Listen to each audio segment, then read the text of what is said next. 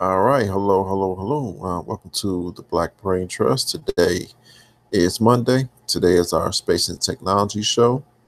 Welcome, welcome, welcome. Today is Monday, July 30th. We are going to have a good one for you today. Somewhat of a short list, but all in all, it's still it's still going to be another good show. First, I'd like to say, if you all don't know, we have there's another part to this quote unquote organization. You got the Black Brain Trust, and also you have Business, Wealth, and Power. I Yes, will sir. leave a link. Yeah, Ulysses and Anti Gravity regulars over here. They have their show was Sundays and Wednesdays, correct? Sundays, Wednesday, we're trying to figure out what we're gonna do. Okay. Well, as it stands right now, Sundays and Sundays, Wednesdays. yeah. Uh, I put a link to their channel in the chat box, and I'll leave one in the description. So go ahead and go over there and subscribe to the show if you like what you hear here. Over there is the exact same thing, but It's the same thing. right. They talk about business and can of business and wealth and power. So we cover all bases over here. We got you covered. We got you covered. So don't worry. No worries. So sit back and relax. So with that said, let's go ahead and get the show started. Um, this first topic is from CNN.com, dated July 15th. Ghana is the future of Africa. Why Google built an AI lab in Accra. This was written by Victor Asamoto. I like the last name. All right. It goes. Accra, Ghana. Google, Google is just a giant scientific research company that happens to make money. This was my first opinion when I visited their offices in Mountain View for the first time. I was not wrong. A lot of what Google does is to push the boundaries of human knowledge through research and discovery. It is that curiosity that has led them to create some of the most widely used technology platforms in the world today, and also made them the custodian of most of the data about almost anything in the world. And that's Victor Asamoto right there, picture right here, African tech pioneer. Google has also now declared itself an artificial intelligence first company, and that statement is potentially going to change everything we know fundamentally. It will almost certainly change how we live. This change will also resonate for us in Africa. Google just recently announced that Africa is getting a Google Artificial Intelligence Laboratory, and that is just the beginning. The lab will be run by, excuse me, the lab will be run by Mustafa Cisse, a Senegalese AI champion and expert. Why is Africa dark? It was 2010 at the annual GSMA Mobile World Congress in Barcelona, and Eric Schmidt, the former CEO and chairman of Google, was presenting his keynote where he was proudly talking of the growth of Android, Google's new mobile operating system. At that time, he had a slide on the screen with lights showing the level of Android activations globally. But on that slide, Africa was dark. Someone in the audience asked, "Why is Africa dark?" Someone else repeated a similar question at another presentation during Google's annual developer event in San Francisco in 2013. The presenter was talking about Google's cloud platform, and once again, there was a global map where Africa was blank. The question also came up, what happened to Africa? Google didn't seem to have any activity in Africa from both maps. Excuse me. But the illustrations were wrong. They were already active in Africa, but they decided to take a different route. Google opted to strengthen the educational institutions by providing infrastructure and software. Then from those institutions build technology, communities which have now become of age. There are hardly any young software developers you would meet in any of the major African countries who have not been part of or somewhat influenced by Google's university-based developer groups. At the Barcelona keynote, someone also asked Eric Schmidt a question about plans for Africa, and especially Nigeria. With surprising accuracy, for the CEO of a global technology company, he highlighted the issues with infrastructure and last-mile connectivity hampering growth and expansion of internet technology in Africa. Google was not ignoring Africa. They were trying to figure out a solution. The solution has now come in many forms: massive infrastructure projects, digital skills training for millions, investments into the African startup ecosystem, and most recently, the announcement of an artificial intelligence laboratory in Accra, Ghana. Why Ghana? The question everyone was asking after Jeff Dean, the Google AI and Google Brain team lead, announced that Google AI Lab was coming to Accra was why Ghana? The answer to that question has been clear for a while now, but has eluded most people. When Barack Obama decided to visit Ghana as the first African country during his presidency, it was the same question most people asked: why Ghana? The answer is simple: Ghana is the future of Africa. When I decided to move away from Nigeria to Ghana almost a decade ago, most people could not understand why, because they had not visited Ghana. I did, and I fell in love, literally. I married a Fanti woman. I had already fallen for the country before I met my wife because the place was different. I didn't have the hardcore market edge of places like Nigeria and South Africa. It was a place where I could live and work. Ghana has relatively stable electricity, relative security, and decent internet infrastructure. It also has some of the best tourist destinations in the developing world.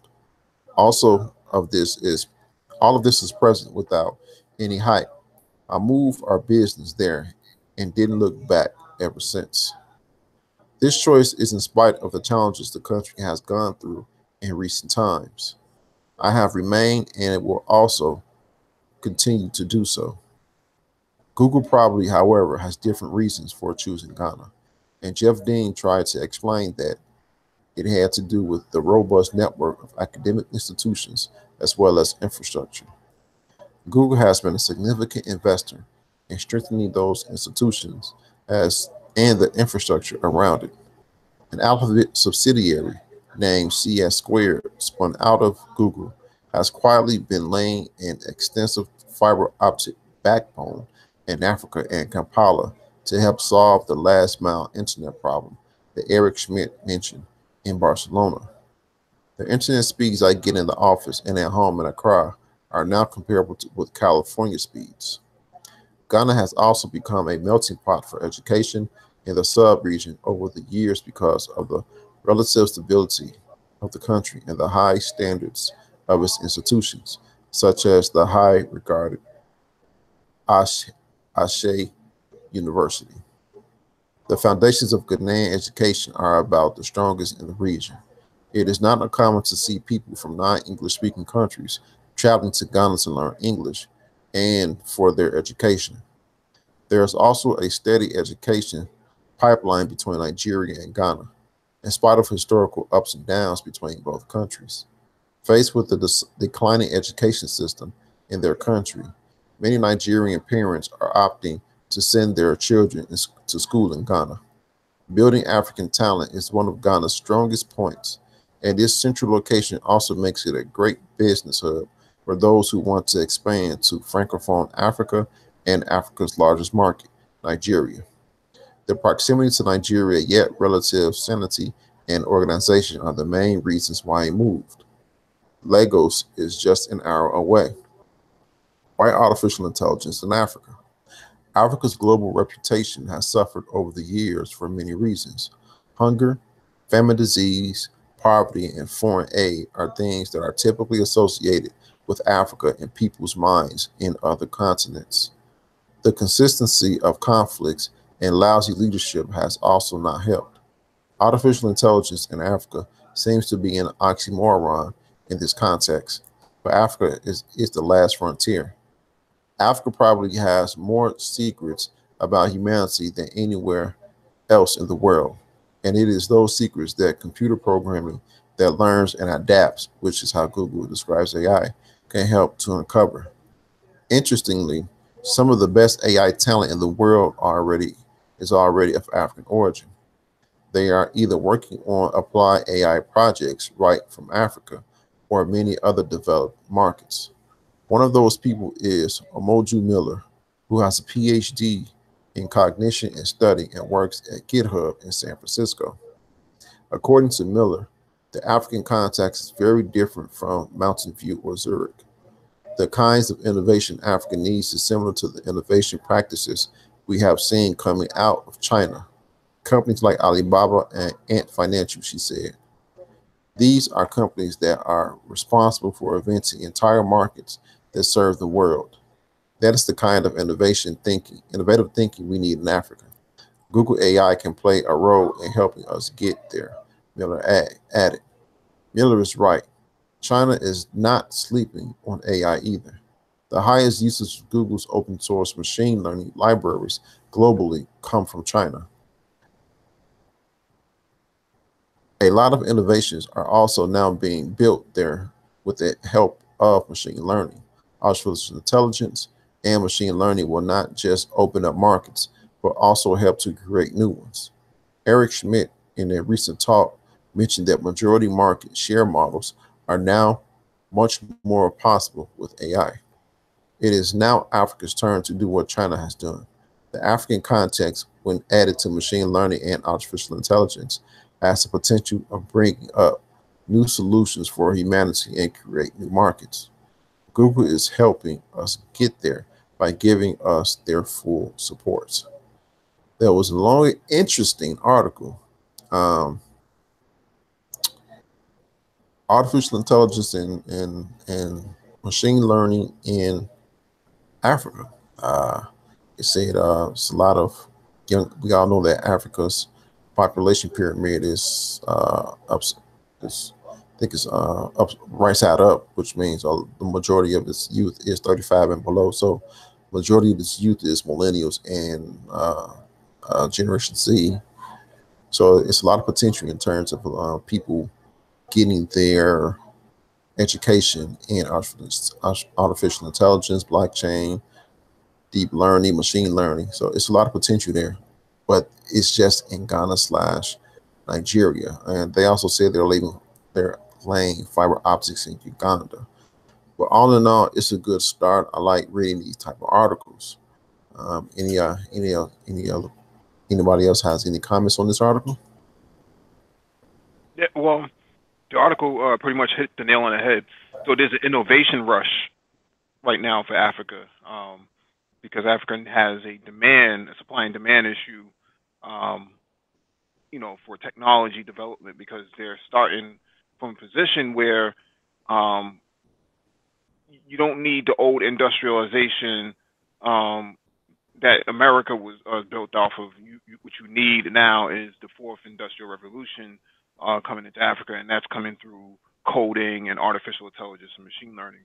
So it will behoove Black people to actually get involved in these markets in the learning process, which is why I push EDX so much, because you can get a degree for free from an accredited institution and not have to,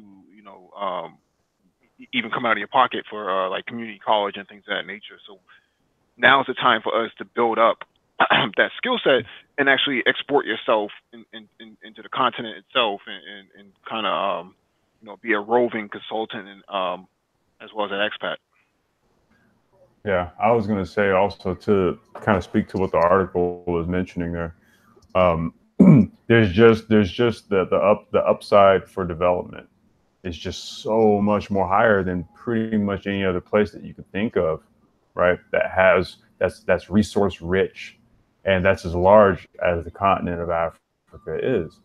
So, you know, it makes a whole lot of sense for, especially for a company like Google, to to set up shop from an AI standpoint, right? There's a lot of white space. Then there's also a lot of physical real estate to cover in the continent, and you know, getting a sharehold in Africa basically sets you up to be successful in the long run for quite some time. So I mean, I get the position that they take on it. You know, like everything else, man. You know, Africa is ripe for investment. It's ripe for development, but you also have to take those precautionary initial steps.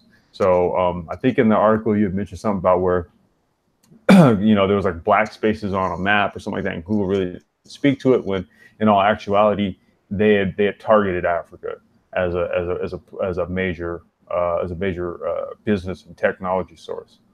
So I mean, it's pretty much out in the open. It's pretty much out in the open at this point. Africa's open for business. And I like these points that both the article and we're making, because whoever looks at the playback of this, it, like you said, just says open for business, which means if you have a skill in these new emerging technologies and just a trade also, you know, for the diaspora, the black diaspora, it's a welcome ticket to go back to Africa and make something of yourself. You don't have to stay in these countries that really don't like you in terms of the larger scale. You know, you can, hey, go here, go to Ghana, Nigeria, Uganda. Just the other day, we were talking about Rwanda, it being the gateway to Africa. These are beautiful places. You know, I just saw a video of Kigali, Rwanda. It's the city built on 1,000 hills. It's beautiful places. It is warm. It's nice. Beautiful women.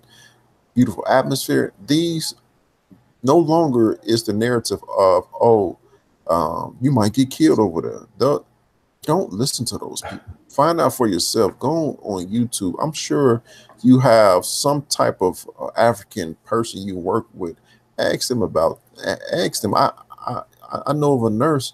She's from Nigeria, you know, and I asked her, you know, I said, hey, you know, can I live in Nigeria? And she just spitfired places in Lagos or in and around Lagos that I can stay. It wasn't a head scratch. She didn't sit up there and say, well, you could possibly live here. I don't know. No, she said, oh yeah, you could live here, here, here, here, here. It's no longer is that sad narrative of quote unquote African booty scratches. Come on, man, get over that. I mean, there's just like this notion, right?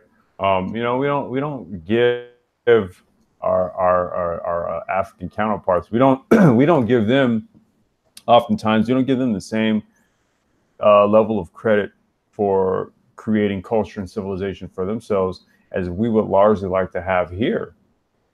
You know what I mean? I mean, we don't all agree that we're just strictly about like all of the BS that you see going on. I mean, that doesn't totally encompass Black culture here in America, and it goes exactly for the same for cultures and places in Africa. Not every place is just you just living in huts and, you know, hunting your food out in the Sahara. That's not the case everywhere, dude. In certain places, you know, it's modern.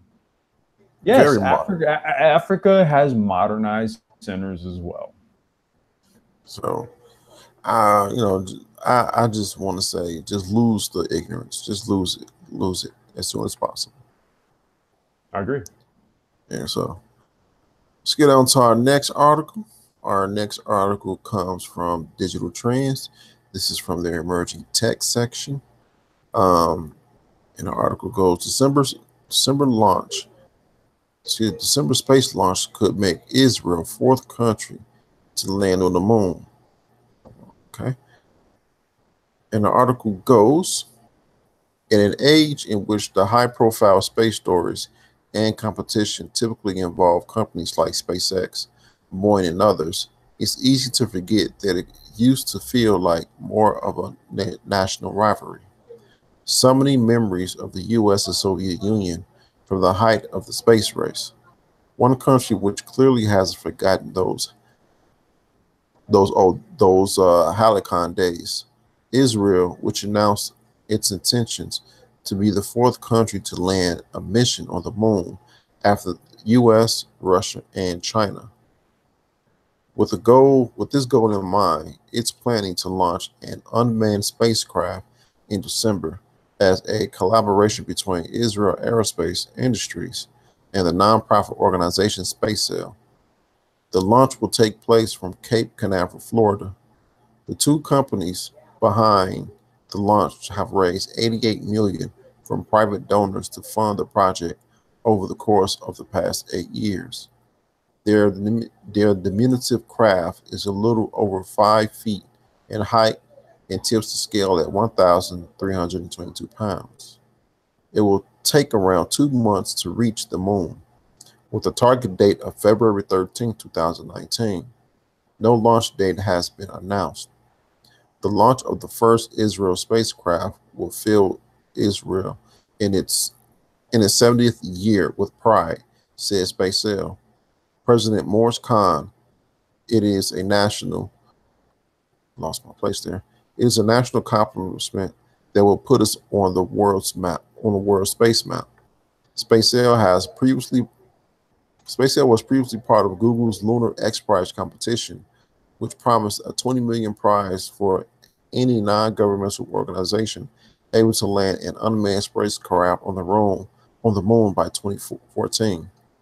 Ultimately, no organization was able to achieve this, although clearly SpaceX was not ready to throw in the towel just because it had missed Google's deadline. Half a decade later, it may well claim the moral victory, if not the financial one. If the group's spacecraft does successfully reach the moon, it will be the smallest craft to have done so in history. On the moon's surface, it will take assorted videos and photographs, as well as measuring the moon's magnetic field using a magnetometer. Israel Aerospace Industries hopes that the space mission will trigger an Apollo effect, which captures the imagination of kids and gets them inspired about the possibility offered by STEM, science, technology, engineering, math subjects. So, Mike, this is right in your wheelhouse. They said it is what, 5 feet and weighs less than a ton. This is something small. And it's something I've been beating the drum on, that this is something that we can actually be doing ourselves. You know, I talked about, you know, like trash can based satellites and things of that nature. It wouldn't cost you much to actually do it. And if you look at it, they raised $88 million. This is coming from their own people, you know, Israeli business people, Jewish business people, you know, regular citizens who are pitching money at it. If they can raise $88 million, you know, I can only imagine. And keep in mind that Israel is only 7 million strong. You know, the black community in America is about 40 to 50 million strong. So, if not larger, it's something that we can actually do. I don't see any negative sides of actually pursuing a space mission on our behalf in the same way that Israel is doing it. So this, excuse me. So what they're doing is of course, it's an unmanned. They have, you know, set up. Obviously, they set up a space where computer communications with the spacecraft on its way to the moon. Is it that simple? At this point, it is, because your launch vehicle is already been done. You know, SpaceX, Boeing, and some of these other launch delivery systems that are being deployed out there are already doing 50% of the work for you. So the other 50%, they're doing the heavy lifting. Yeah. Yeah. So the other 50% is just you guiding the craft to the location and actually setting it down. Now, I have a question. Any of y'all can answer. If I don't want to say if, say Black Americans do this, and we successfully land unmanned spacecraft on the moon. Black Americans did this.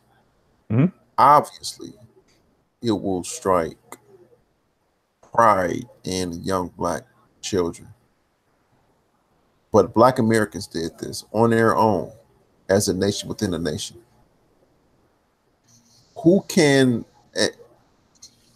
I'm trying to ask this question correctly, who can claim that victory? Well, I don't want to say it like that. Who can? Who do you think would claim that victory? Do you think African countries will say, "Oh, see, you want to say what I'm saying?" No, what would happen is you would have a Wakanda effect. Same way you had the the Black Panther. Everybody took pride in Black Panther, whether they were African or African American, and it was a big victory for Black people in America because it was an image that was long waiting, in the media, by African Americans and Africans. Africans have always seen themselves on at least in modern history, they've always produced their own content, like in Nollywood and all these other places. But African Americans have never had a positive image since Obama had come into office. Obama was the last effect. So, what I'm saying here is that a collective project in predominantly Black areas across the country, especially some of your 10 of your most major U.S. cities, whether it's Boston, New York, Baltimore, Houston, Atlanta, having all these Black people contribute to a project like that would be massive. And it will go on for centuries. Yeah, I was going to say too, to follow up on what Mike is saying, I think what it would do is it would actually spark maybe like a space race, right? Amongst so similar to how you could take certain groups of people, and typically what happens is that you attribute like certain industries or certain fields to them. So when you say the Chinese, right? There's going to be certain things that pop up in your head. Japanese, you're going to think certain things, right? So you have one successful entity, and I'm looking at it in terms of like a company, because in order to do this, you have to do it as a company, right? Mm-hmm. It's not going to be just a group of guys, right? That just go to SpaceX and be like, hey, can you send this up in a rocket, please, or a Falcon 9? Thanks. No, you have to establish a space firm. Okay. And then from that time, you go from establishing the space firm to creating whatever module that's going to be going up in a SpaceX rocket, for example, right? And you're going to have specific intentions or goals in mind with regards to whatever that module or whatever you're sending up, what it's going to carry out. Are you going to research, how certain plant species propagate and grow out in a zero gravity environment or on a certain atmosphere, or what's your angle? Okay, like what is going to be the crux of the basis for your space program? If that happens successfully, right?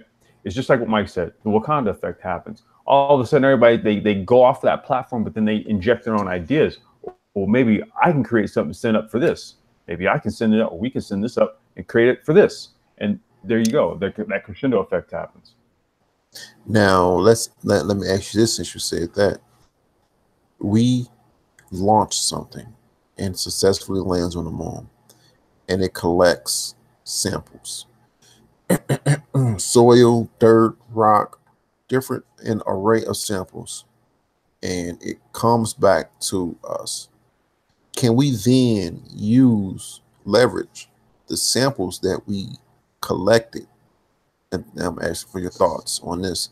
Leverage the samples that we collected and go to an African country and say, we've been to space, we have samples, we're willing to give you these samples on the basis of allowing at least African Americans, at most Western Hemisphere Africans of the same diaspora, a nation within your country, not specifically a nation, or granting us citizenship. I don't even think you need to do that. I mean, you can get citizenship without that.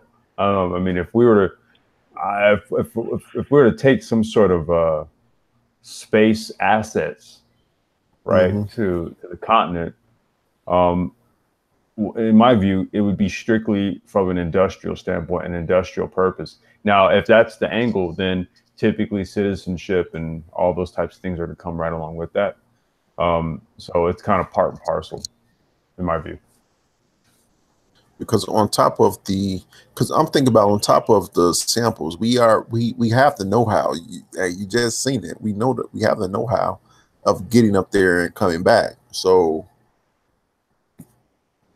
let us in. I wouldn't go with that approach that you're saying about, because you're basically groveling at the feet of Africans when you don't have to. You've already solidified your place in society just by that launch alone, and there's going to be many more launches to come. So it's not so much as looking for citizenship, but looking for partnership. You want cooperation and not confrontation, right? On a global scale. So working, even the North Koreans, as poor as they are, have been able to launch a dozen rocket launches in the last 5 years. And these are people who have been isolated from the rest of society. So how do you explain that? Right? So, I mean, the reason why they're able to keep their society stable is because they keep presenting, new concepts and innovation on a massive scale. I mean, a rocket launch for North Korea is monumental, coming from the fact that they've been isolated for the last 65 years. I mean, you're talking about somebody who should be considered prehistoric at this point. Their country has been bombed to rubble. 90% of it has been bombed to rubble. The only reason they didn't, the United States and NATO didn't bomb, the dams is because it would actually, be inhumane in that regard. But they've been able to bounce back and recover and rebuild their whole entire country and start putting satellites into space. And they're not getting any help from anybody, doing it on their own.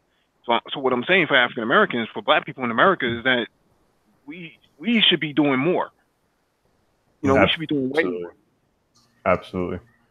Gotcha. I understand now. I understand. I agree with that. Like you said, we should be groveling. We have the upper hand. Look, to the point where you're literally engaging in space exploration. Okay. And if I were to take, our technological exploits, let's just say, to a country that pretty much had fertile soil to establish like some sort of true space agency, right? At a very low cost, right? You're in the position of power at that point. You don't go to them saying, "Hey, can we get some citizenship out the deal?" I'm not saying you go in and strong arm, right? But let's just take a good long look at how the Chinese are going and setting up shop doing business, how the Arabs are going and setting up shop doing business, how Europeans are setting up shop going and doing business. Hey, you think they're groveling? All they're doing is they're saying, "Hey, look, we got something that you need. You got something that we need. Let's figure out a deal." Now, how equitable those deals are. Okay, well, that's a whole another subject. Gotcha. All right.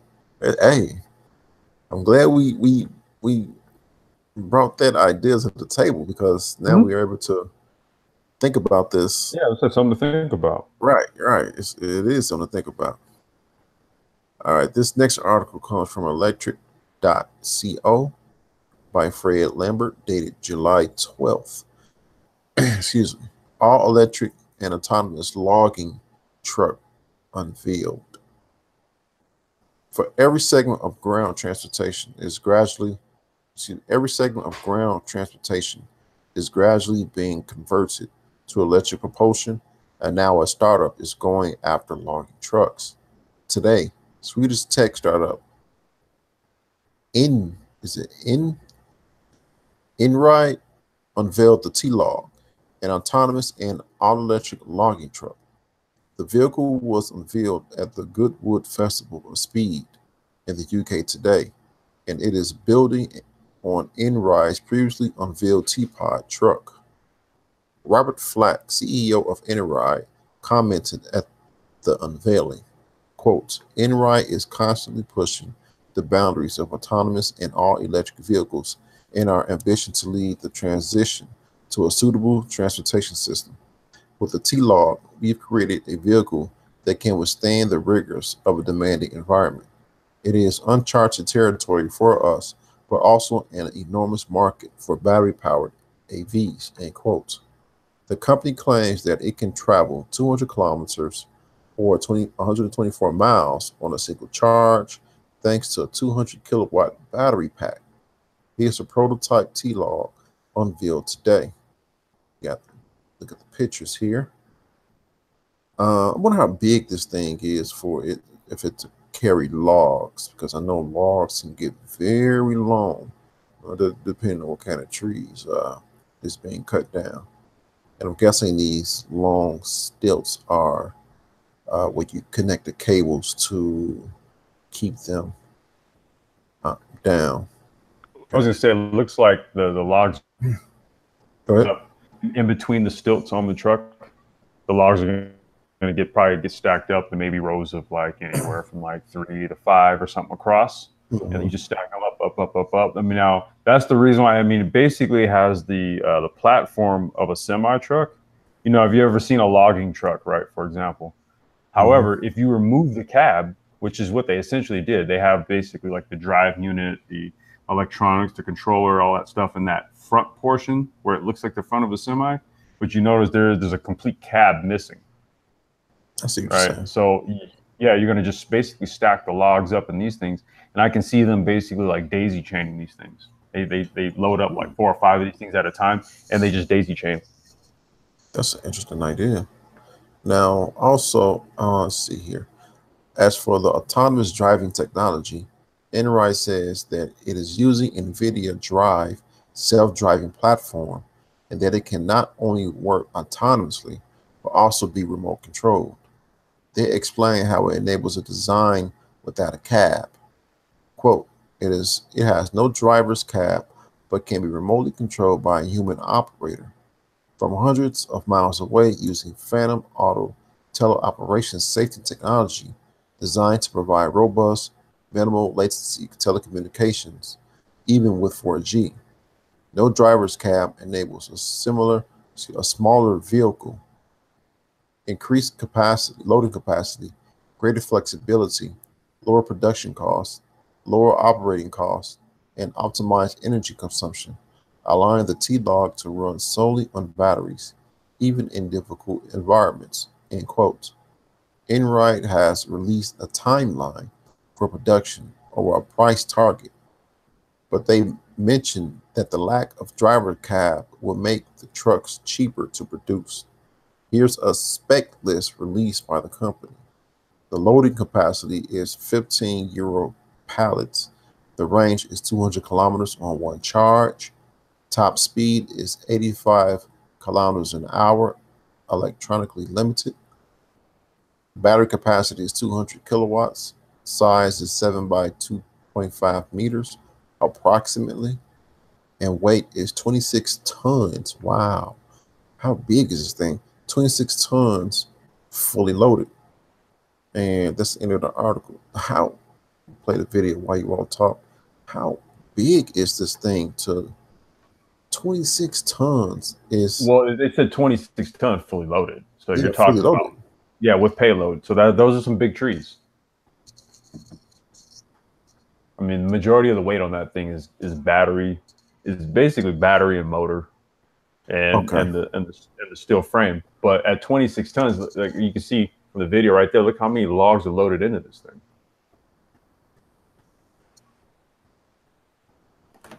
Really don't show it. It's a lot of. No, you have to go back yapping. a little bit. Yeah, it's a lot of yapping they doing. Okay, there you go. Yeah, you see all those logs loaded in there? Goodness, why are you doing a lot of talking? Yeah, you got to go back, go a little bit further back. There you go. See?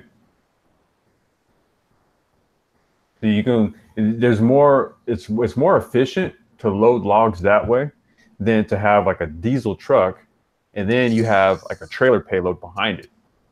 Right? There's more energy consumption, there's a lot more everything versus if you use something like this where you just basically load it onto like a self-driving truck.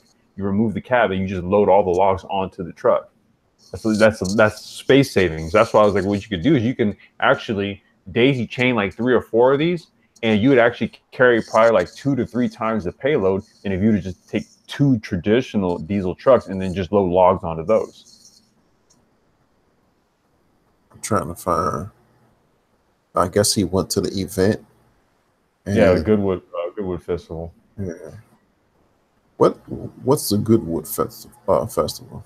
It's a yearly thing that they do in the UK, in Britain. It's like it's like one of the most prestigious car events in Europe. It's like Lollapalooza. It's like Lollapalooza for cars. Basically, yeah. And there's like they have like this event that they do where there's all these different classes of cars and all this type of stuff. And how long is that little road mile or that little road course they do? It's only like 1.2 miles or something. Yeah, just something about short. That. Yeah. And what they do is a lot of these cars do like speed exhibitions through like this little 1.2 mile course. Really, it's just for all the car show goers and all of the attendees there to just get a look at a lot of the cars that they're looking at speed. You have them run through the whole entire thing, or they can just stand there and watch it. Now I found a section where they unveil it.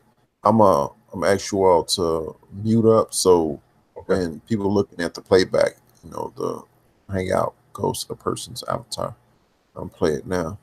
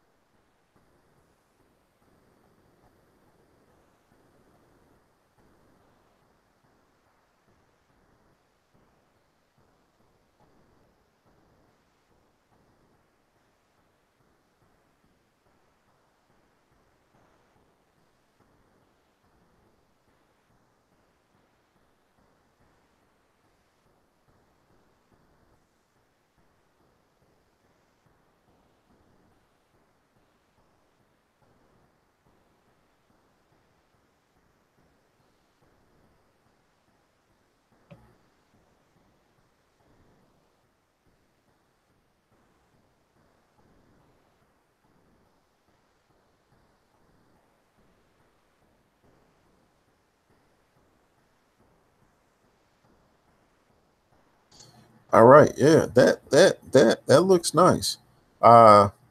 Few things come to mind.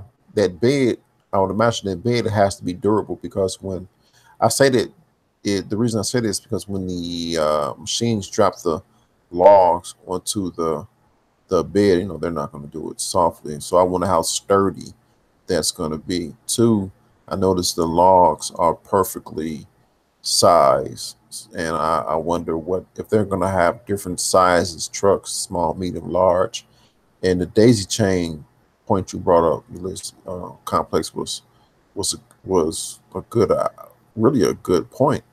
If you can stack these things high, yay high, I have 2, 3 of them. Daisy chain, you can really get some business going. Yeah, I was going to say too. I mean, one, the construction on them, because these are going to be commercial grade vehicles. They're to serve the logging industry.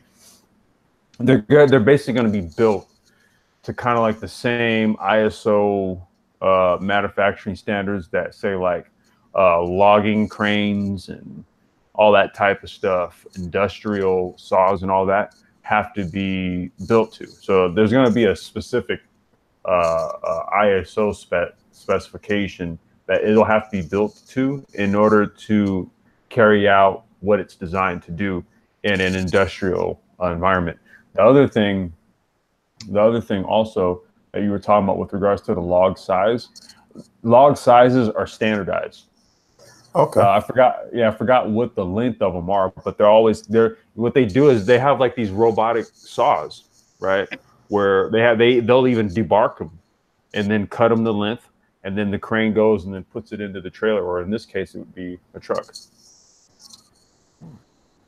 Any comments on this, Mike? Well, I just, go ahead, Mike. I'm sorry. No, I was just going to say, I mean, keep in mind that's just a concept. I mean, they have other utilities, uses for a vehicle like this.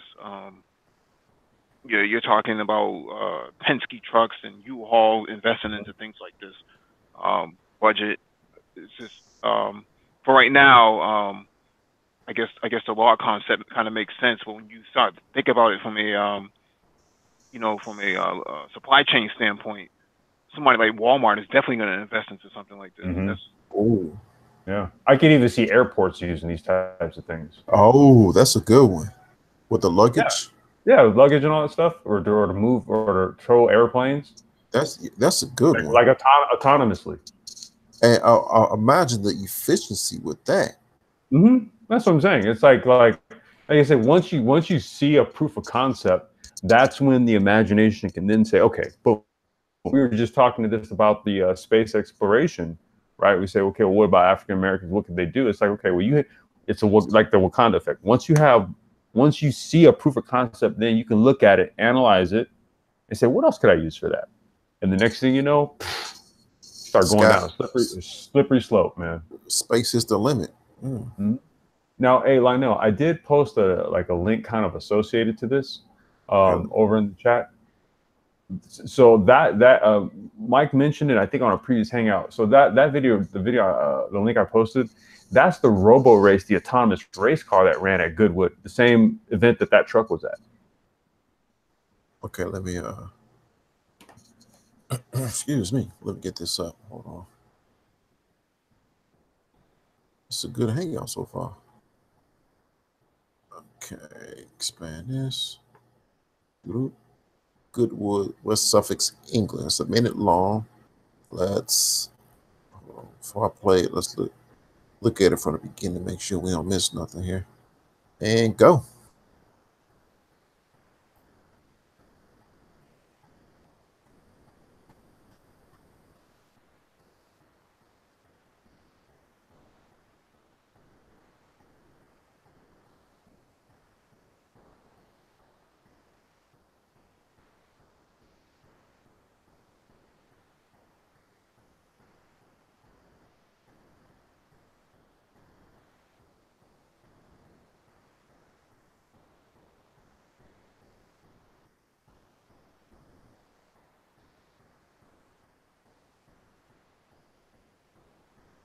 This is LiDAR.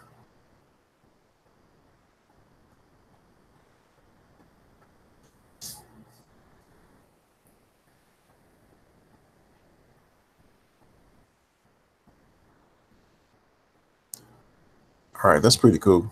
Yeah, you just saw like an explosion of like EV tech and stuff like that at Goodwood this year. That's pretty cool. I like that one. I can imagine the bets that's going to be placed on that. I bet this, I bet that. Yeah. A lot of gentlemen's bets there, man. A lot of deep-pocketed rich guys. Yeah. Goodwood. Leisure gentlemen, as they say. All right. Excuse me. Our next article comes from spacenews.com by Jeff Faust, dated July 10th. Title: Rocket Lab selects 4 finalists for U.S. launch site. Cincinnati, Rocket Lab announced July 10th that it has selected 4 potential locations for an American launch site for its Electron rocket, with a final decision to come in August. In a statement, the company said it has shortlisted Cape Canaveral, Florida, Pacific Spaceport Complex, Alaska, Vandenberg Air Force Base, California, and Wallops Flight Facility in Virginia as the potential locations of what is called Launch Complex 2. Rocket Lab said it will select from among those 4 sites for the complex in August and start construction immediately thereafter. The company said it expected to have the site completed and ready to host its first launch in the second quarter of 2019. The company, which is headquartered in the United States, but with much of its operations in New Zealand, currently owns and operates its own launch site on New Zealand's Mahia Peninsula called Launch Complex 1. Owns and operates, okay? That site has hosted 2 Electron launches to date. A third launch was postponed in late June because of ongoing technical issues with the rocket, and the company has not announced a new launch date. While Launch Complex 1 is capable of hosting one launch every 72 hours, Rocket Lab said adding a U.S. site will help it attract customers, particularly government agencies that will prefer to launch from American soil. Launching from U.S. soil adds an extra layer of flexibility for our government and commercial customers, offering an unmatched ability to rapid deploy space-based assets with confidence and precision, said Peter Beck, founder and chief executive of Rocket Lab, in a statement.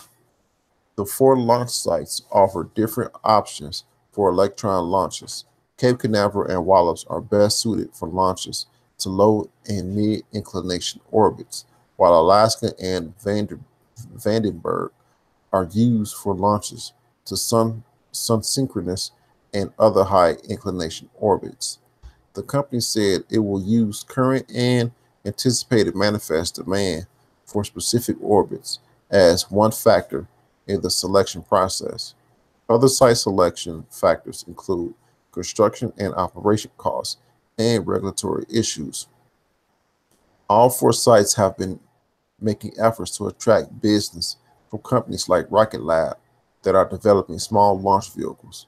Firefly Aerospace announced in May that it will take over a Vandenberg launch complex currently used by the Delta II after that vehicle's final flight in September. Firefly expects to start launching its Alpha rocket from Vandenberg in the third quarter of 2019 and is considering East Coast launch sites such as Cape Canaveral and Wallops for a second location. Vector, another small launch vehicle developer, has looked at several locations, including both existing facilities and the proposed spaceport Camden in Georgia. Vector says it will perform its first orbital launch later this year from Alaska, the same spaceport where Astrospace, a secretive small launch vehicle startup, had planned to perform a suborbital test flight of its vehicles earlier this year. Astrospace postponed launch attempts on 2 occasions and has not announced a schedule for another test. The interest in specific spaceport complex, Alaska has led the site owner, Alaska Aerospace Corporation, to establish a new subsidiary called Aurora Launch Services.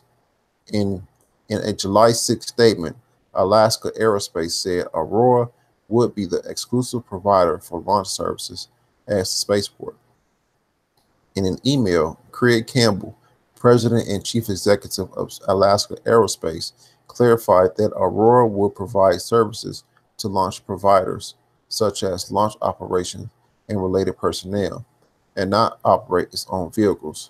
That gives the launch customer maximum flexibility to only contract for the service personnel needed to meet their launch operator license requirements and conduct a safe launch, he wrote.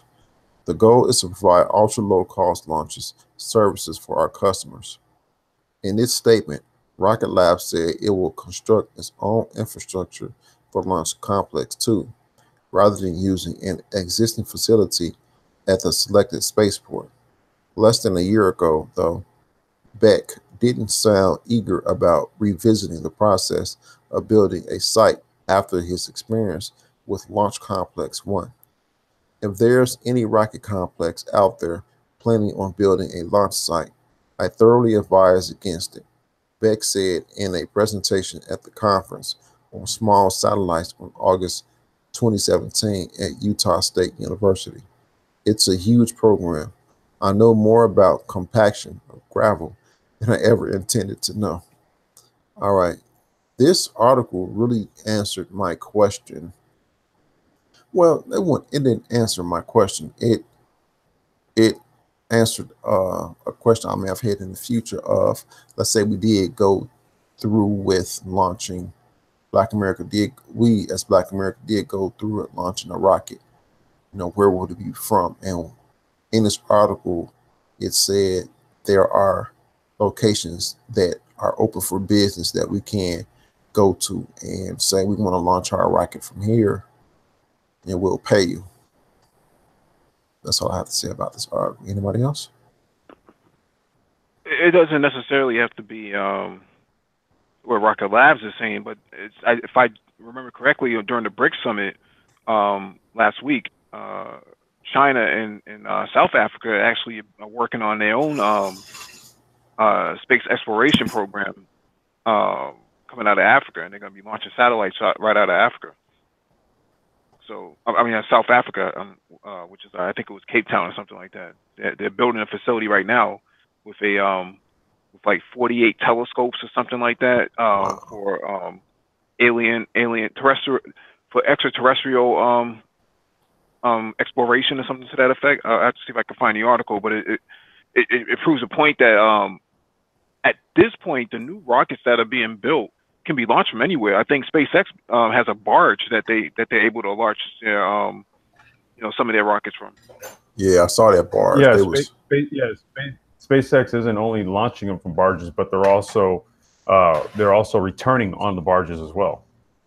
Right. Yeah, I saw that. I saw that barge. It was when they were testing and. Yeah, they were testing the self-landing mechanism. Yeah, it was in the middle of the ocean, and so many exploded. Yeah, I saw that. You have to keep in mind as well, depending on what the payload is going to be, it doesn't necessarily have to be this massively large Falcon 9 rocket. I mean, they have, these Boeing jets, these Dreamliners that are specifically designed with these modules on either on the bottom or the top, where they can launch a small rocket at 60,000 feet, in flight. And it can basically take off from there and just and hit space at a shorter distance. What about even like a drone based rocket launch, where like a drone sends a rocket up and then it shoots off like mid atmosphere? Yeah, like where a drone. No, like a drone actually takes, much like how like a plane could take something up and then launch it and then it shoot off into orbit, right? But what about if a drone just takes it straight up into the atmosphere and then it launches from there? A drone would have to take that payload, right? I mean, an average rocket, I think it weighs something like 10,000 pounds or something like that, 12,000 pounds fully loaded with fuel. So, and that's supposed to be, your most bare minimum rocket that can. All right.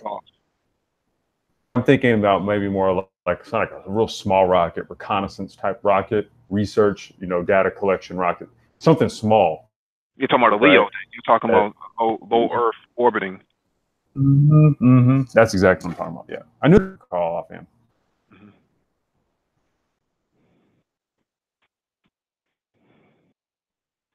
All right.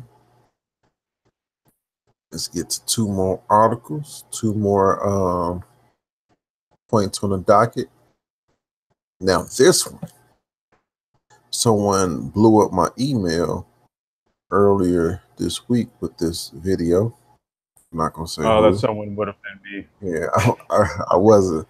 I wasn't gonna point no elbows, but Now in this video, it's the title of the video. It's a YouTube video. Again, if you want to follow with the with the topics on the docket, remember all the topics and links are in the description. You can follow along. But the title of this YouTube video is Ford creates new autonomous vehicle subdivision. Now in the video, he was saying that how Ford took all of their software, and put it towards another subdivision in Ford, so they can work on autonomous vehicles. Was that the gist of the video, Complex? Yeah, for the most part. Hold on one second. Sure. GM. Okay. You got any? Okay. All right. Yeah. So what it was basically that was an announcement of what Ford is doing in terms of how it's going to look as a car company going forward. So they created like this whole new subdivision that just deals strictly with the self-driving and the autonomous vehicles that they'll be producing going forward. And then we've mentioned on previous hangouts where what they're also doing is they're going to stop production on a lot of traditional cars and sedans that they've been producing. They'll continue to make trucks. They'll get rid of the majority of the cars that they're making, and then they created this right here. So they're literally just getting rid of their passenger vehicle segment altogether. It's going to be trucks and autonomous vehicles mainly. Really? Yeah. Wow. All passengers, they get it. Wow. So I'm guessing this would be within the 2020 decade that all of this is going to come to fruition. I think, and maybe Mike could back me on this, I think next year is the last year they'll actually be producing like the Taurus, the Taurus, the Focus, the Fiesta, and a few other like their passenger vehicles. I think either this year or next year will be the last year they actually make them, and then 2020 they'll cease to be making them anymore. Mm. Any comments on that, Mike?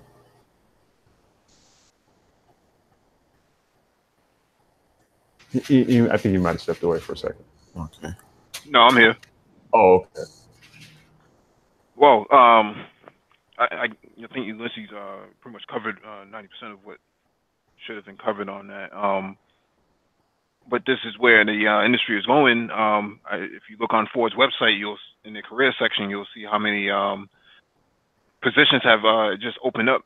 Just this last 6 months for autonomous vehicle for IT in particular on their vehicles. So there's a whole entire segment of new positions open up. So. Wow. Okay, that's interesting. Yeah. All right. Any other points on that one? No, I think outside of that, just look for other vehicle manufacturers to probably either follow suit in some vein or another, or to basically toss their hat in the ring with regards to autonomous vehicles and stuff. You know what, Lionel? There was an email I actually sent out earlier about Renault's new EasyGo platform. Yeah, I saw that. Yeah, I don't have that. I saw it on the. Yeah, I'll snag the link. Give me 1 second. Yeah, that was man, that was pretty nifty looking car. And like you said earlier, Mike, their concept was pretty nice looking. I have to say that Renault.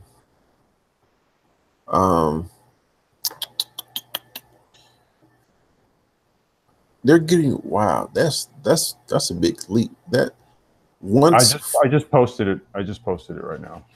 Let me snag that right there. Where you at? Oh, you right there? Come here. All right. Now, fast forward to. There we go. Look at that. No, I go too far. There we go. Now, what he's saying, look at that baby right there. This look like some Total Recall, futuristic, Blade Runner. Right. Yeah. Now what he's you want me to go over the video or you want to go over it? You can go over it and then I'll just kind of chime in where I need be. Now what he's saying is these vehicles you wouldn't load up from the side, you will load up from the front, because the thinking is, I'm starting right here. I don't want to look at this, but the thinking is if you load and unload from the side, there may be oncoming traffic that can pose a danger. So it pulling up to the curb where these people are standing. The people are standing. What it would, their thinking is that would be where you would stand to go into the vehicle on everyday occasions, and they would pull up, and the front top would open. The front top would open, and you would go in. This would come down. The top part will come up. This top part where my cursor is going, it's low. It's low to the ground, and it can fit. And try to go to the inside. It's in on dubs. Yeah. Those 20s. Electro dubs. Exactly. I think this sits. You can sit 2 back here. I don't think you can sit 3. 2 back here and about 3 on the side. So that's 3, 6, 8. About 8 people max. And he was saying either you can ride with other people, other strangers. You can ride with you and another person, or a party. You know, you can ride with yourself. He also made a point where if you're a woman, you don't feel safe riding with strangers. You can ride by yourself or with other women. Now, I wonder, like Uber, will it have like an executive level where the windows are tinted? You know, you can ride without anybody seeing you. I mean, I would imagine that the glass on those vehicles would be that, what's that, UV, right? Where it can blur. Yeah. You mean frosted glass? Frosted glass. Yes. Well, yeah, that's what I got from it. I think he made some other points. They'll come up later, but anybody else? I mean, some of the other points that he was making about that is that this is just basically be the type of car where you can imagine, but you get up in the morning, you hit a little button on your phone, you shower, eat your breakfast, get your coffee, grab your briefcase, you walk outside, the car's there. Wow, yes. Get in it. It takes you to work, you get out of it, it goes, right? And then when you're ready to leave from work, you hit a button and this car pulls up, you get inside of it. Same thing. It just takes you home, you get out of it, and then it leaves. Or you get off work at 4 o'clock, but you tell it to meet you at 3:50. And you tell somebody else to punch you out at 4. But also, it had an inductive charger where you can get in. It's a long video, but he got in and he put his phone down. Here it go right here. An inductive charger. Yeah, wireless charging. Yeah, wireless charger. Put his phone down. Then you can forget about it. Well, don't forget about your phone when you leave, but you can charge your phone while you're riding dirty. It looks like he's riding pretty clean, man. That was a really clean vehicle there. That's pretty nice. I would say that's nice. That's nice. Yeah. Did you get some of those? Did you get some of those concept drawings from? Yeah, I saw. First iteration. Yeah, man. It's funny. I was looking at this. I was like, dude, you know what, man? It's just crazy when you kind of throw some designs around and stuff, and then you see somebody like come up with like a proof of concept, right? Like the real thing. And you're just looking at it. I saw this and I was like, damn, man, that's exactly what I was seeing for my stuff. Now, I wonder how clean these will be. Oh, I understand this is a concept. Those seats going to get dirty. I can already see. He said low. It's like any other thing. You're going to see, you'll see like the prototype model. Yeah, and then you'll have the production model. It's not going to have all the exotic materials, and that's done like that strictly for proof of concept. Yeah, he said it had wood in it. Yeah, so wood paneling in it. Now let's say this comes to fruition. They roll this out 2022. I can imagine. You know how you look at science fiction and the world they paint in the future is so perfect and it's clean and it's so wonderful. You think to yourself, "Wow, I want to live there now." But in reality, we are human, so it's still gonna be trash on the floor. Somebody gonna leave trash on the floor. So you walk in, you kicking trash somewhere, and then you saying to yourself, "Man, why don't they clean these things?" You know.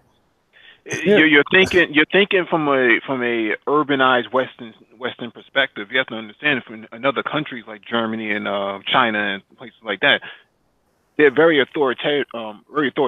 So what happens is the idea of even jaywalking and things like that. Like that's foreign to them. They don't even understand how you can do that. I have coworkers who have been to Germany and from the United States, and they just cross on the crosswalk when there's no cars coming. But in Germany, those people just stay on the sidewalk until the light says for them to walk. Yeah, I mean, look, man, it was a culture shock when I went to Chicago because people just cross the streets with reckless abandon there. And being from California, dude, like we all like wait till the light changes and then we walk across. Yeah, I got a pet peeve, not really a pet peeve, but it's irritating how people you want a busy intersection and then sidewalk, you at the very edge where the street meet the sidewalk, and you think you want to hit. I'm like, dude, you taking your life and yeah, it's your life, but anybody can sneeze or have an itch, and you out of there. Well, I mean, I always wondered how it was that people man, yeah, in Chicago, they just walk across the street, dude. I'd be like, man, you could do that in California, you're gonna get hit. Well, because people they just be driving, dude. They're just driving, and you just walk out in the street. You're gonna be like, you didn't see me in the street. They're gonna be like, why were you in the street, dude? This is where the cars go. Go to the crosswalk. Well, as Mike learned today, it's a different breed. It's a different breed of people out here. Well, in Boston, I don't know about any other places, but I know in the state of Massachusetts, in Boston in particular, if you're on the crosswalk, you have the right of way. So even if the light is green, you still have the right. So if you're on the crosswalk in transition before the car even gets there, the car has to stop for you. But if you're in the middle of the street, then you're 50% at fault of an accident. So that's why you kind of have this push for like affordable. The Affordable Care Act, where you have to carry your own insurance now because you get picked up and get sent to the emergency room. Then that's a cost that's going to be put it right back to you. So less people are jaywalking now than what they were 10 years ago because they have these new these new traffic enforcement systems in place where you can actually call for the traffic light to change, and it actually changes, and people have to conform to it. Wow. Now, yeah, Chicago is not like that, especially when it snows outside. People start to walk in the street. Oh, there's all bullet holes inside stop signs and yield signs, and you can't really tell if it's hey, you may be joking, but it's seriously like that, No, I've seen pictures. And bullet holes inside stop signs, and you don't know if it's an O or it's an Oreo. It got a hole in it.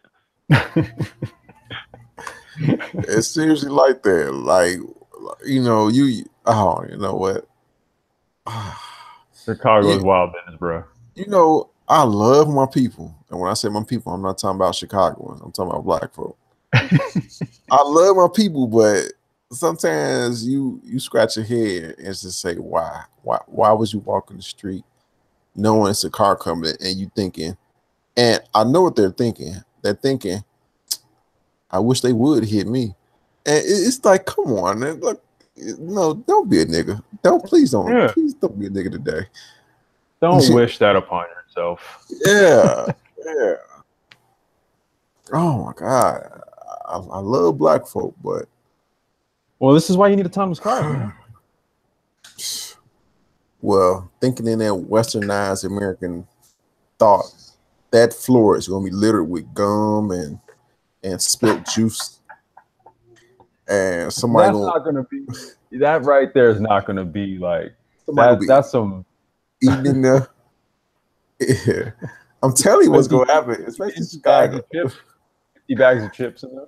They gonna have their McDonald's in there. They just straight come from McDonald's. As a matter of fact, what they're gonna do is, okay, I'm gonna go to McDonald's here. I'm gonna go to McDonald's, give me some food. While they in McDonald's, they're gonna call their ride. They're gonna get in the ride, eat their food in the ride, and by the time they get home, they're gonna leave the bag in the car. I'm telling you what's gonna happen, man. Man, I'll tell you what's gonna happen. Fools are gonna get in here, they're gonna be rolling blunts and they're gonna dump it back on the floor. By the time these vehicles come out, gentrification will have already taken place, and most of those people are complaining about wanting to be in these vehicles. like I said, I love my people. I just want them to act right. Just, come on now. I like you been there before. I like you got some civility to yourself. Well, you know, in Chicago, they AB cabs.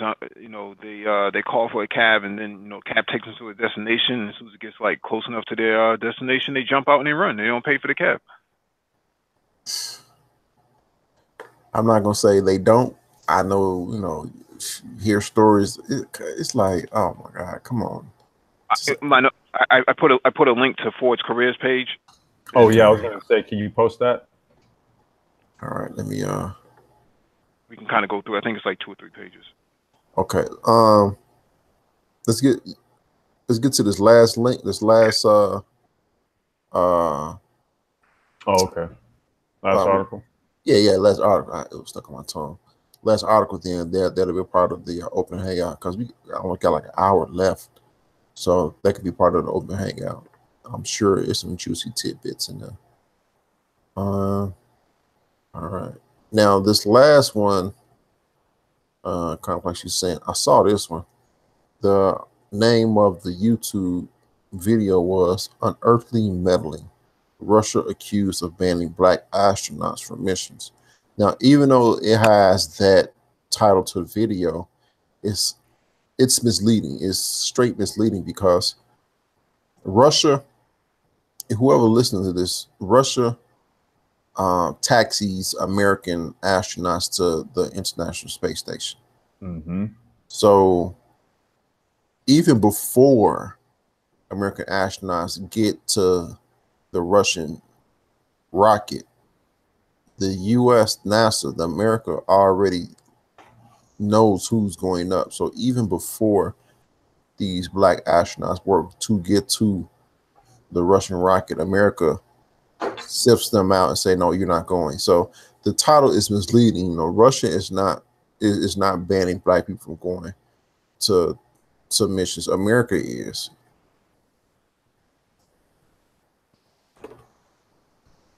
So that's why we're doing our own stuff. Yeah, I was going to say, I thought this was a very, very interesting article because it actually ran today.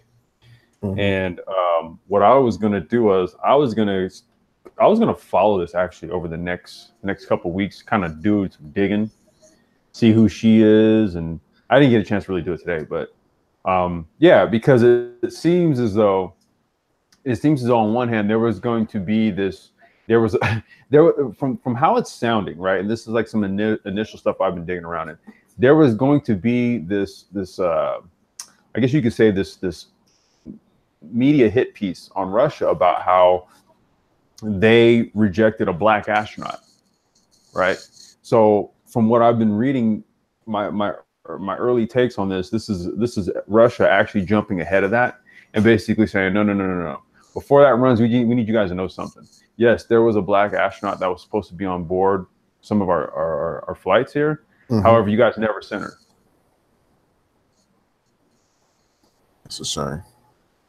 So I'm going to dig in this a little bit more because, you know, in this article here, you even hear her talking about how, yeah, she was supposed to go, but for whatever reason, she wasn't going to be going. So what I was starting to find in all of this was that this was going to be sort of like another one of these media pieces where you were actually going to see Black folks related to space exploration as the centerpiece of the discussion. And I thought this was extremely interesting. Extremely interesting. So this is just something to put on the public consciousness, and you know, to follow this, because you're going to be hearing more and more about this. Cool. And that's her right there, Jeanette. What's her name? Jeanette. I'm trying to remember her last name. It says it in here. I don't want to go back too far. Yeah. Jeanette. But she was already cleared. She's been cleared for missions and has yet to go on one.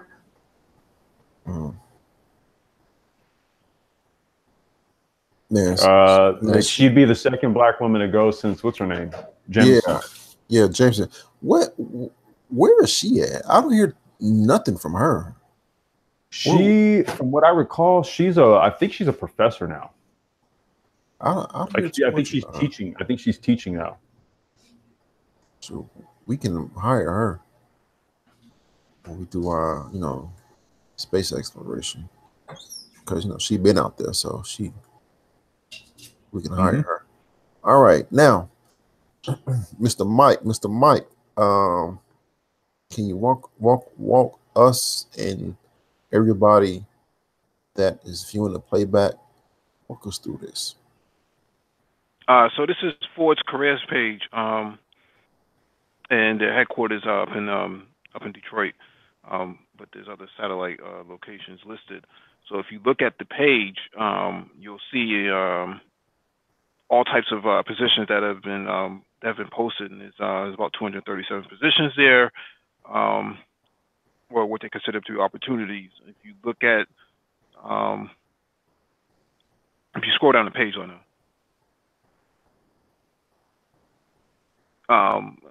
Let me see. Software engineer, cloud research, Palo Alto. These are IT positions that are strategic to their new initiative of autonomous vehicles. So that's what I'm pointing out. What's this? These positions aren't just and these are high paying positions. This is a manufacturing IoT manager. Yeah, global. Yeah, this job description. This is a key industrial Internet of Things strategy and solution developed position for the manufacturing IT skill team. The successful candidate will be working with a global team to define an application enablement platform, or AEP, strategy that includes IT partner management, development, and implementation. The candidate will lead technology-driven business process transformation and innovation in the manufacturing IT environment. Okay, job requirements and everything. Let's get to its locations in Dearborn, Michigan. Yeah, preferred qualifications, 8-year plus solution strategy development and solution development and implementation, functional business knowledge, manufacturing domain experience, IT solution, portfolio management, IT solution, financial management, proven game-changing technology adoption. Yeah, this is IoT. And you say software engineer, cloud research, Palo Alto, data scientist, R&D analytics, another IoT product manager, data supply chain, IoT. That's a nice one. Let's go to the second page. I thought I saw a cloud architect in there too. Let me see. Cloud. No, I was thinking it was cloud native architect. Yeah, Excuse me. Let's go to the second page. Web autonomous vehicle connectivity systems engineer. Let me read that one. Responsibilities. Excuse me. Let's see.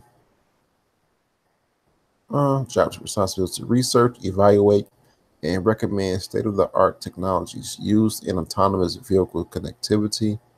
Responsible for interfacing with research and advanced engineering teams to bring new concepts into production. Collaborates with a team of cross-functional domain experts for developing autonomous vehicle connectivity engineering strategy. Work as part of a team defining and specifying V2X policies, vehicle to vehicle, vehicle to infrastructure, vehicle to grid, vehicle to network, vehicle to pedestrian, etc., for autonomous vehicle connectivity development. Wow. So this is what you do with some of your days, Mike. All right. No, actually not really. But I told Damiette that to enroll in that electrical engineering program at the school that he's at, and this is the type of positions that they're looking for, people with that background that he's going to be enrolling in. When you think about what's being posted on EDX every week. You know, they have these, you know, these programs that are centered around just this alone. Yeah, you know, he had asked me about that, and I had told him the same. I was like, look, dude, as an electrical engineer, I was like, shoot, that's a wide open field at this point. If there ever was a time where there'd be the need for like electrical engineers and people who had like specialty skills, especially like EV and stuff like that, right? Like this is proof of that right here. Something.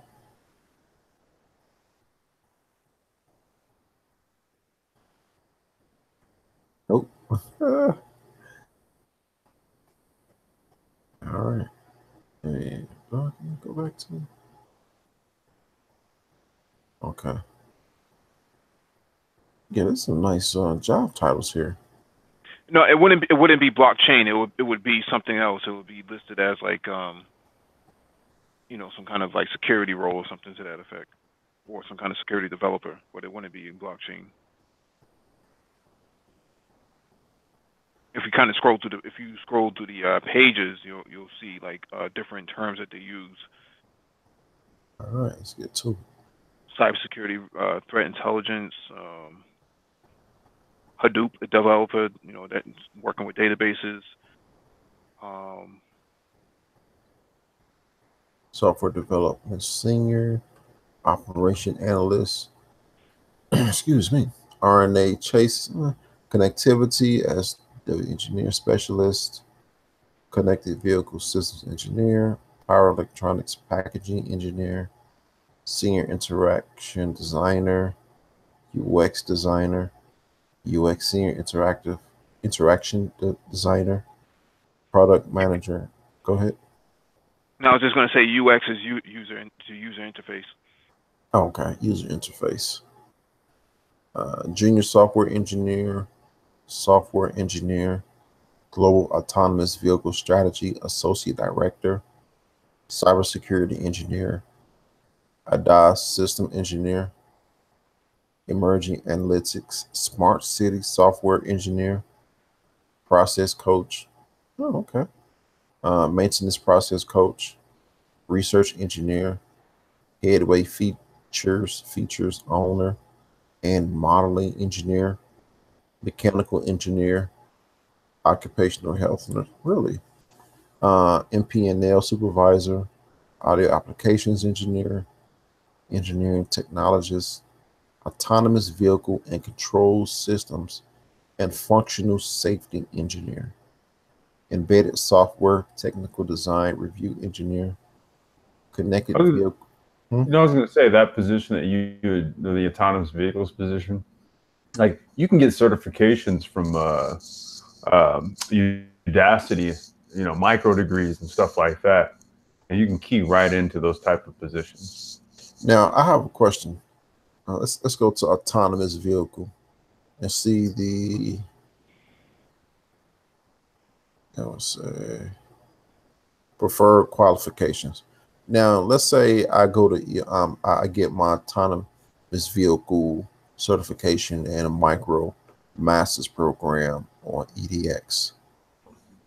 Even with these preferred qualifications, will they still give me a look with the certification I got from EDX? As if I was to give you my opinion from a recruiting standpoint, probably not. Given, let's look at the basic qualifications, right? Bachelor degree, electrical, community, okay. 2+ years combined experience in a role involved in one or more of the following requirements, definitions, functional composition, systems architecture, yada, yada, yada. Okay, and 1+ years applied working experience in Mara Lab. Okay, so when you look at the difference between the basic qualifications and preferred qualifications, a MS or a PhD, right? See, so they're casting an extremely wide net, which tells you that there just really ain't like the brain talent that's really here, right? Because that's a wide net for this job. When you look at the basics versus what it is they actually want, they're like, look, we'll take this, but if you got this, we really want you. Okay, so So this, so with the basic qualifications, you would have to minimum meet that first point, right? Now, here's how you could kind of work when it says 2+ experience and then 1 year applied working experience, right? So the 1 year applied experience, that's going to have to be 1 year doing some sort of work somewhere, even if it's like freelance, if it was project based, whatever it was, you would have to basically show in a work environment that you've applied what you know. The 2+ years combined experience in a role environment, okay, that could be a number of these. That could be projects that you did on the side, plus maybe like some internship work. It could be a combination of things based on how your resume reads. But it looks as if basic qualifications, you know, there's not much there. You would just need your degree, and you would need like a couple years of. And I would say that while you're pursuing that degree, you could be engaged in projects during the pursuit of that degree, and you could factor in that time spent while you were getting the degree. It's not like, okay, 2 years and 1 year after you got the degree. No, it could have been during that time. That's another thing. Okay. So you could combine all of that. You could combine all of that, get the degree, you get out, you got your work experience, apply and just knock the interview out the park. Cool.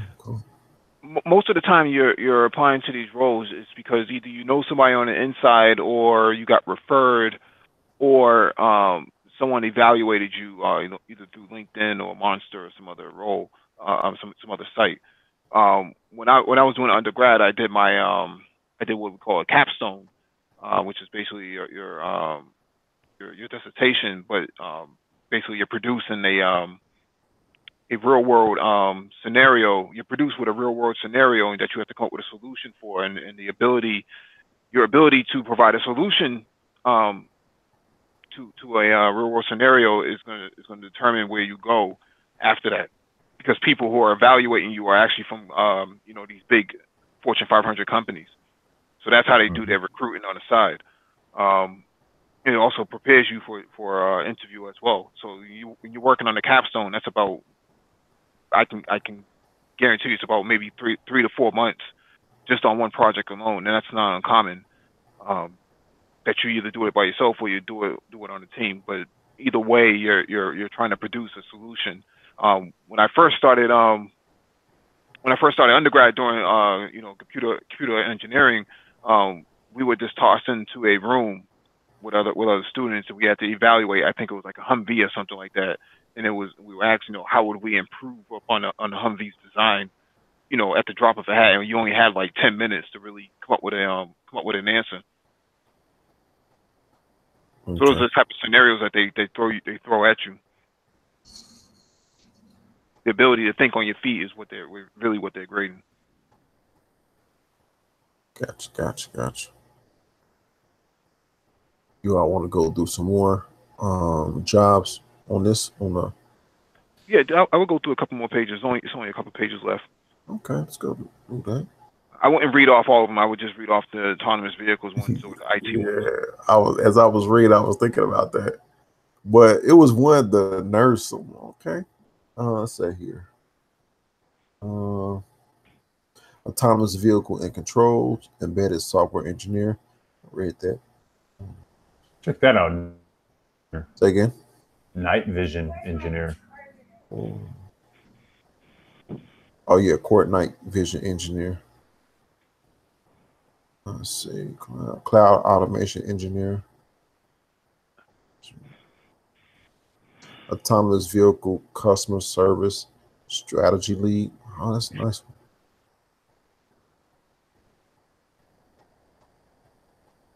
Cloud automation engineer. Oh yeah.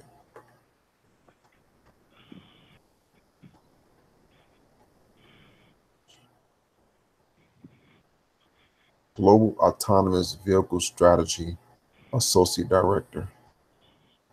In-vehicle cybersecurity architect. So that says something, when you link into the internet, gotta have some type of security. Say that one more time. The in-vehicle cybersecurity architect, when you ride in one of their autonomous vehicles and you link to their internet, that says to me they cybersecurity is preventing other people from hacking a system. That's what that says to me. It's for connected vehicles. If you look at the the department, it's really for it says information technology, but you're basically building a security profile for or security posture for vehicle to vehicle communication. Okay. Oh, okay, okay, okay.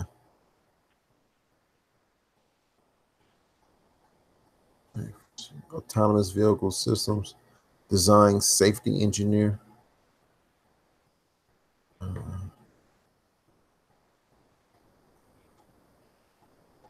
Autonomous vehicle product manager, software engineer. Let's see here.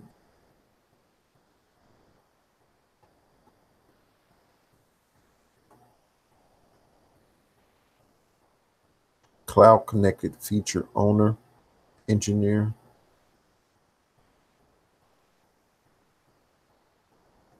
Advanced connected vehicle systems engineer. Autonomous vehicle and controls engineer simulation.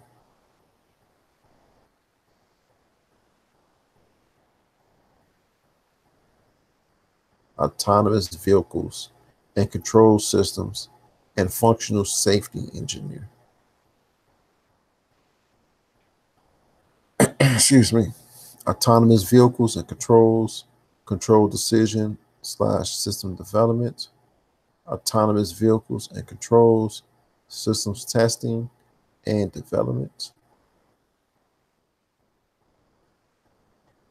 Wi-Fi hotspot development engineer.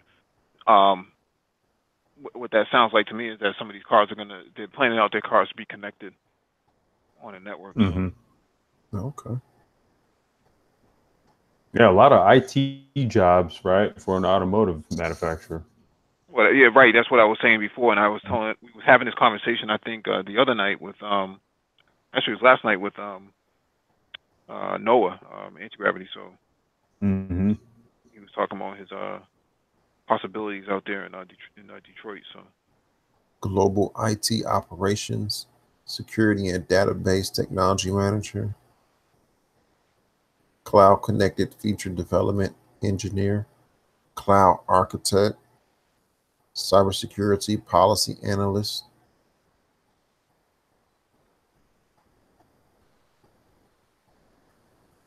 Let's see.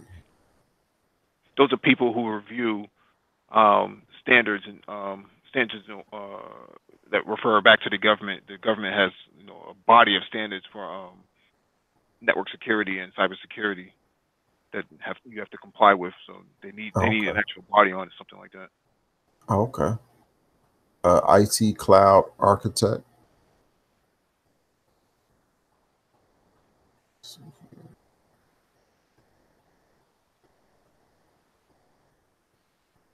RF system engineer.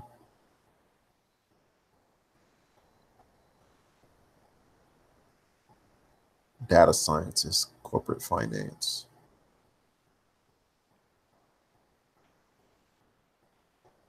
Data scientist, NEMT support. Data scientist, data visualization. Okay. There's some high I won't say high, some respected positions they trying to fill here. They can't fill it. They can't fill it. That's I was gonna say they can't they can't fill these jobs, man. Well, I'm gonna continue doing this blockchain and AI next, because not only you said it, Mike, but other articles that we've been reading, they connect AI and blockchain together. So I'm gonna keep on doing. Yeah, there's no reason to. I mean, they're part and parcel to you know, to the development of technology. You can't have artificial intelligence and not talk about blockchain, because blockchain is the mechanism that it would actually ride on from a security standpoint, as well as a transportation standpoint, or a communications layer, I should say. But they both go together in terms of product development. So if you know one thing, they expect you to know the other. So they expect some form of literacy at the bare minimum of these two technologies. That and Python, if you know Python. Yeah, I'm gonna get to that also. Python. I saw they had some job opportunities in Sunrise, Florida. Excuse me, that's in southern Florida. Okay. Yeah, because the weather is going to be different down here than it would be in Detroit. So when they do their testing and things of that nature, like Arizona is another testing ground. California in itself is a testing ground. Different environments have different climates. So, Man, that's some good stuff.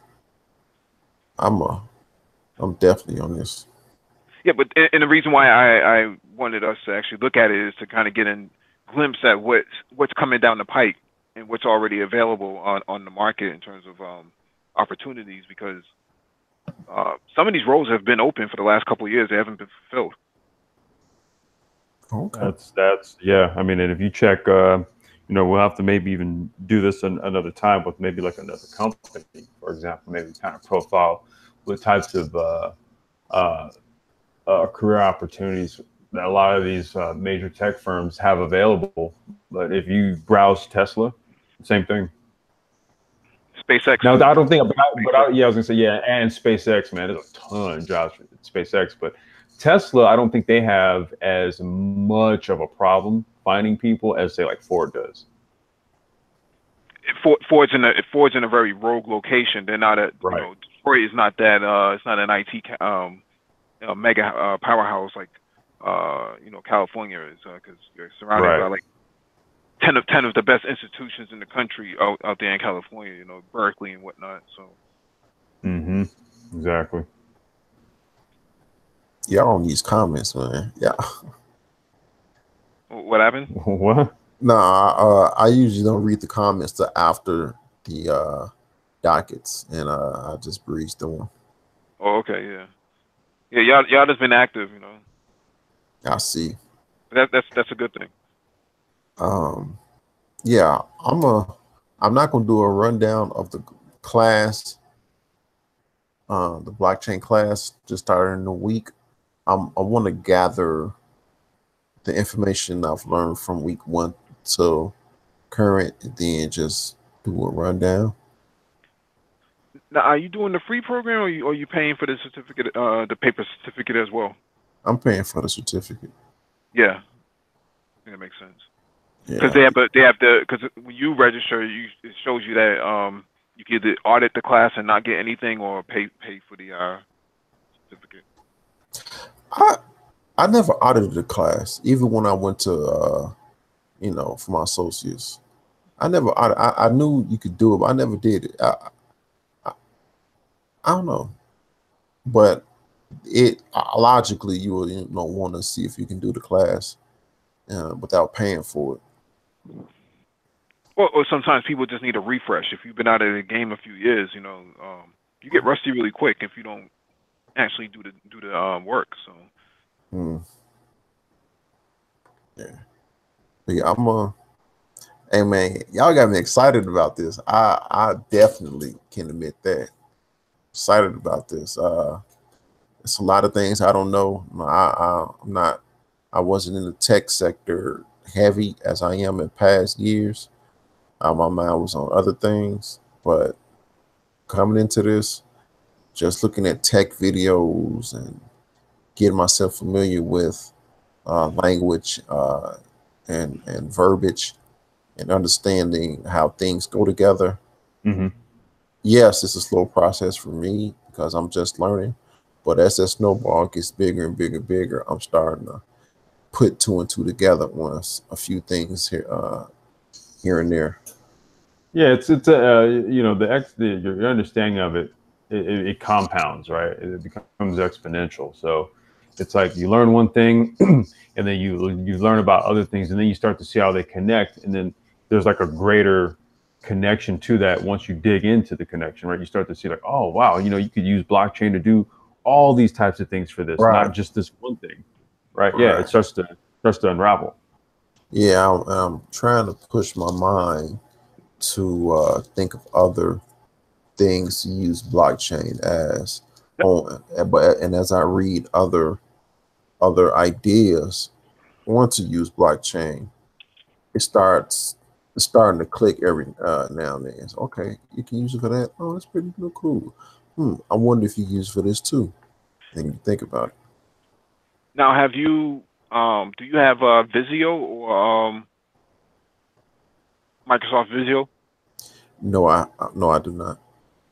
Okay, that's a good application to have when you want to do your flow, you know, your flow charts and things like that, your diagrams.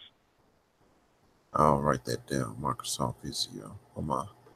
And you don't necessarily have to have Visio, but you can use something called Smart Draw. If you go to smartdraw.com, that's a better alternative than Visio. Most people use Visio because their job pays for it, but Smart Draw is just as good, and it works on any platform. Smartdraw.com. Got it.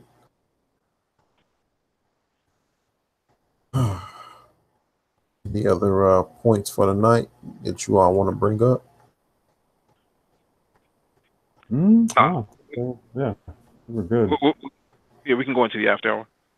Cool. Well, thank you all for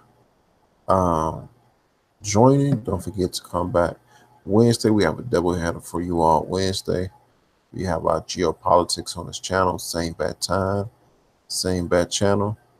And also after that, we may possibly Ulysses and Anti-Gravity do their business chat also right after. We'll leave a link to that Wednesday after our show. We'll just segue straight into their live show, live hangout. So with that said, check you all later. Peace out, y'all.